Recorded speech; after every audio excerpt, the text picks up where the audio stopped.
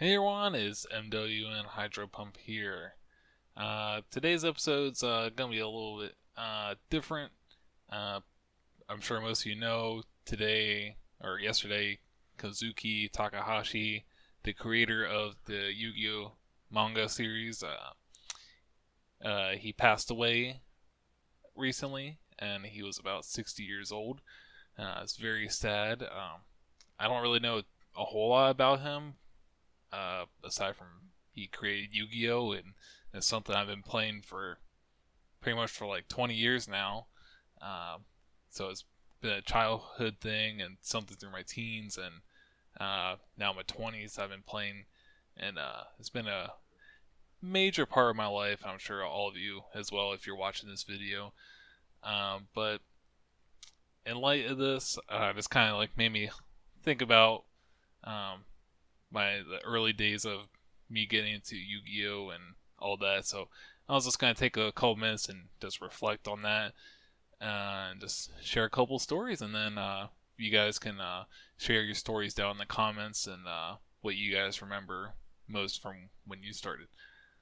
So pretty much, I wasn't really massive into watching the show early on. I think my friend had a bunch of cards around when like the structure deck and the first sets came out around like 2002 or 3, or I was in like kindergarten in the first grade, and he gave me like a handful of cards. He's like, "Oh, you can have these."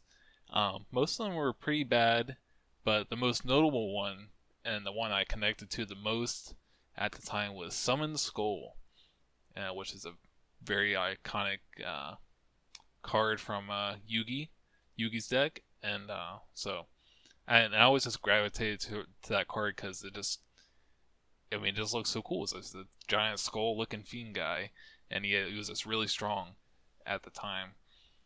So I'm pretty sure I have that copy, like the exact copy of the Summon Skull, and like some other cards that I was given. They're in like a old binder, like old common card binder I have at home.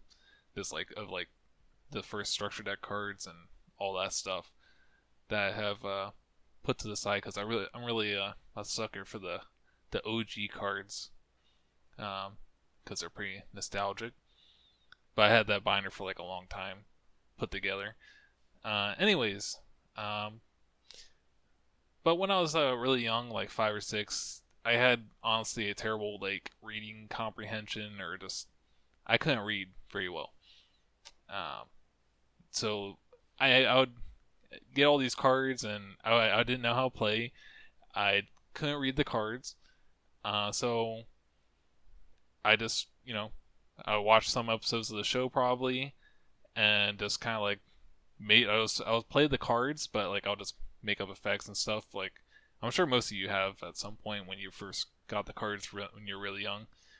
Um, and I remember like just taking like random change around the house and saving up for like I don't know, what was it, $10 for a structure deck at the time, and I got the Kaiba structure deck, the first one. Um, so that was really cool. I was just collected a bunch of like nickels, quarters, and a bunch of change over like a couple months. I found around the house or took from my parents and whatnot, or asked for them, and I was able to get a structure deck, and that's kind of like when I started like really getting a bunch of cards and stuff. And then through the years, I would just ask my parents for like packs and stuff, or from like when we go to the store and whatnot. Um, but yeah, that's pretty much how it was for a couple years. I think there was like a short time when I was like, okay, I don't know how to play the game, and I don't know much. I don't know how to play. I can just all I can just look at the cards. And I remember, I mean, as a kid, I would just sit there and just stare at the card art. Like the card art was so good at the like when I just remember like looking at this one card called Mirage Knight. It's like this golden looking guy. He has long blue hair, and he just looks really cool. I would just look at that card for hours. That was like one of my favorites when I was younger. Um, so yeah, that was, and that speaks to volumes about like the creator and how good like the cards were. Just like just like how they looked and the aesthetics of them, like how much detail there was, which was like pretty rare because like there's like other things like Pokemon where most of the Pokemon look pretty vanilla. They're pretty like low res, but like these cards had so much detail, and all the monsters and everything just looked amazing at the time. So I was really drawn to that. So that speaks volumes to like how good Yu-Gi-Oh is when it started, which I really appreciate it. Um, where to go from here? I remember I had like a Dark Magician of Chaos, like the ultra rare IOC one probably, and this guy on the bus, and I this again we didn't know how to play, so we're like he had like one of those like foil rainbow cards. It's like a misprint or something or some special card. It wasn't like an actual playable card or anything, but he's like, this card can be all your cards, and we had like maybe 10 cards total. He's like, strongest monster wins, and the winner gets each other's cards. I was pretty hesitant to play, but he kind of was like, "Oh, you chicken, come on, play." But he made up the rule that his card can be all my cards, the rainbow card. So I don't know how else I was supposed to win, but I played anyways, and then I lost my DMOC at the time, so I was pretty crushed about that. I think I got it back at some point. Maybe gave it back, but that was another card I was really drawn to. Dark Magician of Chaos. It just looks so cool, and Dark Magician as well. And the blue eye, like all the OG cards, just look so cool to me, and I was really just drawn to them. Anyways, that was when I lived in Pennsylvania, and then around 2005, I moved to North Carolina. This is about when I was in the 3rd grade, and then met my friend Nick. We're still good friends now. We've been friends for about 17 years, so it's pretty crazy. But one of the first things we got in common with is just like we both like Yu-Gi-Oh. Like we sat at like the same table. That's how kind of we like knew each other. We were like each other's buddies in the class because we were in the same class together. But he would like we'll like bring cards or like for the class we would like just give each other our cards, like exchange cards.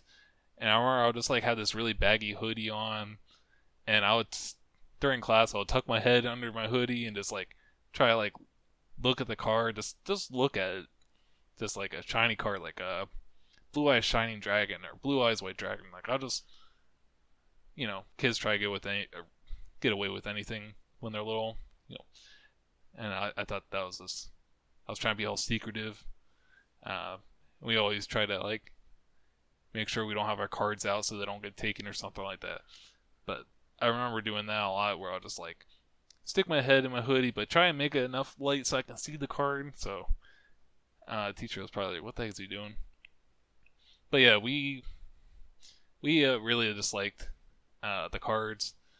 Again, we both didn't. Neither of us knew how to play, so. But I had a neighborhood friend named Josh, and him and his dad kind of taught me how to play the game, and I just like instantly like fell even more in love with the card game because I actually knew how to play now. To some extent, like obviously I was just like I wasn't very good. I was probably like 9 or so, and I would just make decks. Like I really like the idea of like deck building. Obviously, I wasn't very good at it because I was kind of starting out. I remember I just had like a lot of different decks. I would have a dragon deck, a spellcaster deck, all these different like types and stuff like that. I remember I had a good amount of Element Hero cards at one point. I'll get the structure decks. I remember getting the zombie structure deck, the ancient gear structure deck.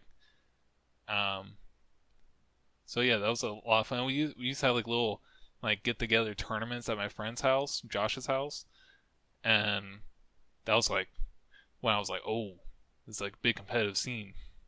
Like I just wanted to be the best at the card game at the time. Obviously, it was only like 10 people, and none of us knew how to play. I remember this one kid showed up with like he was one of our friends. He showed up like a deck of like 200 cards. He's like, I'm here to play. We were like, I think we made up the rule was like, oh no, you can't play with more than like. I think maybe we knew it was like the limit was 60 at the time. I'm not sure. But anyways, we were like, you can't. So he he had to slim down his deck. I don't even know how you fit 200 cards on a deck, but yeah. Um, but I think I kind of got better out of all the friend groups or like the friends in our group. And then around what was it 2007, 2007, 2008. I'm pretty sure it was 2007. Me and my friend Josh. And again, we're like little kids, 10, 10 or 11. Um, we showed up to our first Yu-Gi-Oh local that play against other people, and we show up with dual disc. And boy, that was like the biggest shock of my life. I was expecting to show up, play against other kids, and turns out it was a bunch of like grown men playing Yu-Gi-Oh, a children card game. So that was a shell shock for me, and I still know some of the people like uh, some of the people that were at that local. I know like a handful of them nowadays, and they're friends on like Facebook and stuff, and like in a Yu-Gi-Oh group together. But I remember one of them was just like, "Oh, the kids brought the dual disc," and obviously we didn't play because like we probably had like a bunch of band cards in our decks and just like bad stuff probably get toasted. It was like when like Card Trooper was out and the Destiny Heroes were really good and all that stuff. So, and then there was a point when we went to the sneak preview in North Carolina. It was the one with Yubel and Dark Arm Dragon and all that. A lot of really cool cards. So I really Phantom Darkness.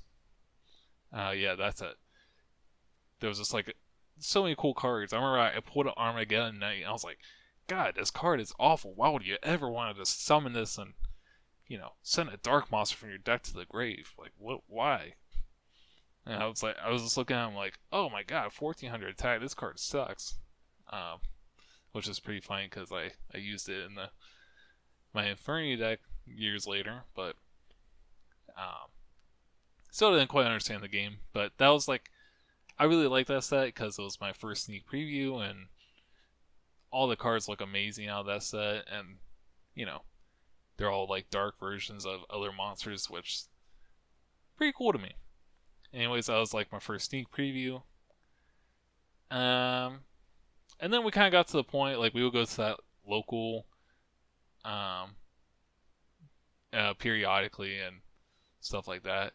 And then we kind of got to a point where we somehow there was like this little local or hangout Yu-Gi-Oh tournaments at a Burger King, Team Time Sync, in 2009, I believe. That's when we kind of started going to that, and that was like our local. It was like every like I don't know Thursday or night or so. It was like a local setting, but it was at a Burger King of all places. And that's when they had like a little kid league and then like obviously a regular league, and we would play in the little kid league. And I would just like I was always my like actual like first deck I think for like that time was this like Morphtronics. I loved Morphtronics. I have Super Cell Phones now, but I was always the Morphtronic guy. My friend Josh he had like a lot. I think he was always the frog guy. He would play like wetland frogs, which is pretty funny. And then my friend Nick, he was the Iron Chain guy. I don't even think that deck can function, to be honest. He just liked Iron Chain. He also liked Black Wings when they were good. So like, and we just liked playing the game. Anyways, we did that for a while, the Burger King tournament, and then the Burger King tournament kind of fell apart, and then turned into like the Arby's tournament. But then it was just the little kids left, and then I ended up meeting my friend Jay, who was about 5 years older than me, and he would like go to actual like tournaments and stuff like that, like regionals, which I haven't really been to expose much of that at all. and he kind of noticed I was a little bit better than the other kids.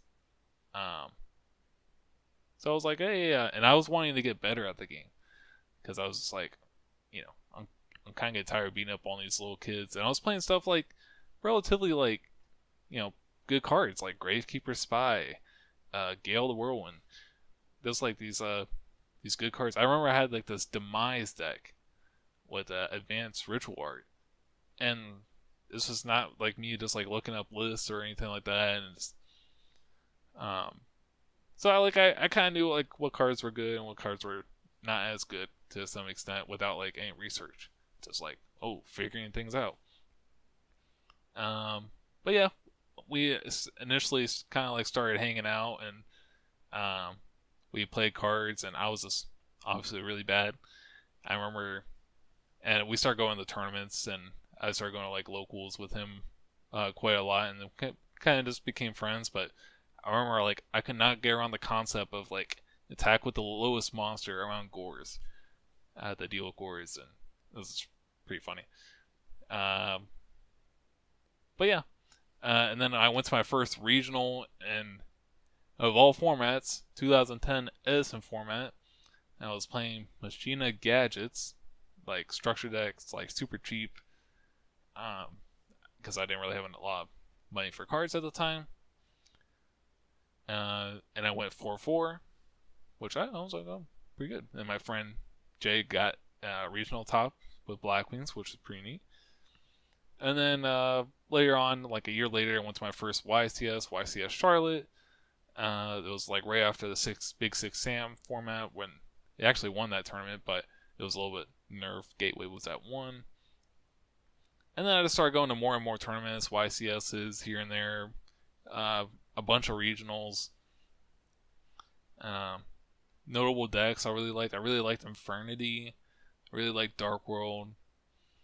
It was just, I really liked those kind of decks at the time, just because like, sure they're game 1 decks, but like if you build it right and play around the side deck, your opponent's side deck hate, then it can be pretty good. But I didn't really get good till like when Dark Worlds were playable and like with the structure deck and stuff in 2012. That's kind of like what I was like winning tournaments and locals and all that. And then I actually got my first regional top with Inferni, which is known as Fire Water format now, in 2014. So that was really cool. And then I was really good for a half format with Inferni as well when Soul Charge was at 3. I was a top duelist on Dueling Book. I was like, I got the first for like a day, and then I was just floating around like the top 5 for the rest of the format. Unfortunately, I was not able to go to the nationals because of a family vacation, but yeah, I was pretty confident with the deck, and I thought I would top if I went to that nationals. And then I played Shadal's when that came out. That deck was really fun. I really liked that deck as well.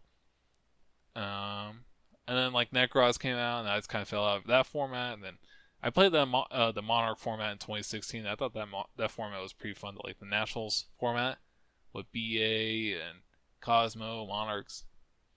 And then I kind of fell out. Like 2017 came out with Zoo, and I was like, this isn't quite for me anymore. The game changed quite drastically from that point on. I kind of kept up with it since, but I just haven't really played currently. And then recently, the past year year and a half, I been doing a lot of retro format tournaments, playing in Edison format. I originally got into it with Tengu Plant format. I was like, ooh, this Edison format is really good. I like that a lot. So I've been just sticking with that for now. And that's kind of like where this channel spawned, because I started doing a lot more Yu-Gi-Oh content. But yeah, that's pretty much like a quick run through, and well, not really super quick. It's been like 20-minute video. But yeah, this is like Yu-Gi-Oh's been a big part of my life. I met like most of my friends through it. And it really stings that the creator passed away. because he really made it really enjoyable for a lot of people, and I'm sure it's affected way more people than he initially thought. I'm sure he wasn't really thinking Yu-Gi-Oh was gonna just blow up and be this massive thing, and sure enough, it was. And then like the TV show was just like super iconic, like all the characters and everything. I was really into 5Ds when it first started. And I liked the original show as well. Um, wasn't really too much in the GX, and for some reason I didn't quite follow it. I like Down with the Heroes a lot though, but for some reason like the GX, the theme song was just killer. And I watched some of the episodes, and I really like the main two characters. Uh, so I thought they were really cool, and like synchros were really neat and stuff. Which was kind of like why I like it as a format, because it was like kind of like towards the beginning of synchro, or when it was just like somewhat balanced out a little bit. Anyways, yeah. Sorry to keep you guys here for so long. Let me know what you guys think of like just like your best Yu-Gi-Oh memories and stuff in the comments. And Rip Kazuki is a brilliant mind, and he gave us all a lot of good memories and memories to come. But thanks everyone for watching, and I'll catch you guys later.